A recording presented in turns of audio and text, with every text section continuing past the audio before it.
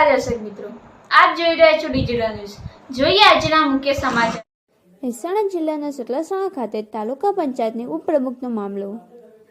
આજરોજ તાલુકા પંચાયતમાં 15 મહિના માટે ઉપપ્રમુખની ચૂંટણી પ્રાથમિક શિક્ષક અધિકારી શ્રી શરદભાઈ ત્રિવેદી અને તાલુકા વિકાસ અધિકારી શ્રી દ્રષ્ટિબેન ચૌધરી તથા ભારતીય જનતા પાર્ટીના ચૂંટાયેલા ડેલિગેટો તથા કોંગ્રેસ પક્ષના વસંતભાઈ ચૌધરીને 6 મત મળ્યા હતા। કોંગ્રેસ પક્ષ ડેલિગેટોની ઉપસ્થિતિમાં એક ડેલિગેટ ગેરહાજર હતા અને ભારતીય જનતા પાર્ટીમાંથી કનુભાઈ ચીમનભાઈ બારોટને 9 સભ્યો દ્વારા મતદાન કરતા દરેકની સંમતિથી કનુભાઈ ચીમનભાઈ બારોટને ઉપપ્રમુખ તરીકે વરણી કરવામાં આવી હતી અને વિજેતા જાહેર કરાયા હતા। આ ચૂંટણી જિલ્લા પ્રાથમિક શિક્ષક અધિકારીના અધ્યક્ષસ્થાને ચૂંટણી યોજાઈ હતી। આ માહોલમાં કોંગ્રેસમાંથી ભાજપમાં જોડાયેલા કનુભાઈ બારોટને વિજેતા બન્યા હતા। રાણપુર તાલુકાના પંચાયત સીટના કનુભાઈ બારોટને વધુ મત મળતા ઉપપ્રમુખ તરીકે વરણી કરી હતી। તાલુકા પંચાયત ખાતે પોલીસનો ચુસ્ત બંદોબસ્ત। બાયડ જિલ્લા પ્રાથમિક શિક્ષક અધિકારી શરદભાઈ ત્રિવેદી, બાયડ કોંગ્રેસ સદસ્ય ભીખાભાઈ ચૌધરી, બાયડ કનુભાઈ બારોટ ઉપપ્રમુખ વિજેતા। જેનો રિપોર્ટ ડિજિટલ ન્યૂઝ સતલાસણા।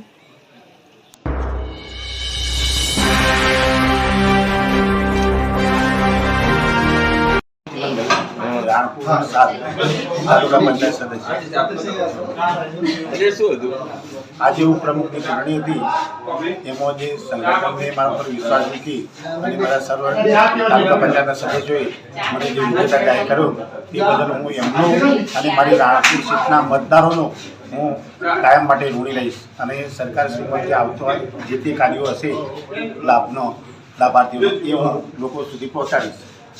આગામી વિઝન કેવું રહેશે? અહીંયા જે માહોલ હતો ત્યારે એ તો માહોલ તો સાહેબ એ તો આપણને ખબર નથી, માહોલ બગાડવાવાળા બગાડે છે, આપણને એમાં ખબર નથી અને હું તો એમાં લોકોનો કાર્ય કરવા માટે અહીં સતત કાર્યરત રહું છું।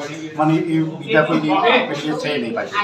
કેટલા વર્ષથી બીજે સવા વર્ષ માટે એટલું સાહેબ કે મને આ સરકારશ્રીમાંથી મહેસાણા જિલ્લામાંથી એક જ માધ્યમિક સ્કૂલ જે મળી છે એ રાણપુરની મળી છે અને એમાં હું પણ ઘણો બધો સહભાગી બનેલો છું અને અગાઉના આગેવાનો નેતાઓ એ બધા એમનો પણ અમે સરકારશ્રીનો મારો વિસ્તાર અંતરિયાળ છે અને એમાં પણ સરકારશ્રીમાંથી મહેસાણા જિલ્લામાંની એક જ સ્કૂલ માધ્યમિક સ્કૂલ મળી છે એ બદલ સરકારશ્રીનો ખૂબ ખૂબ આભાર વ્યક્ત કરું છું।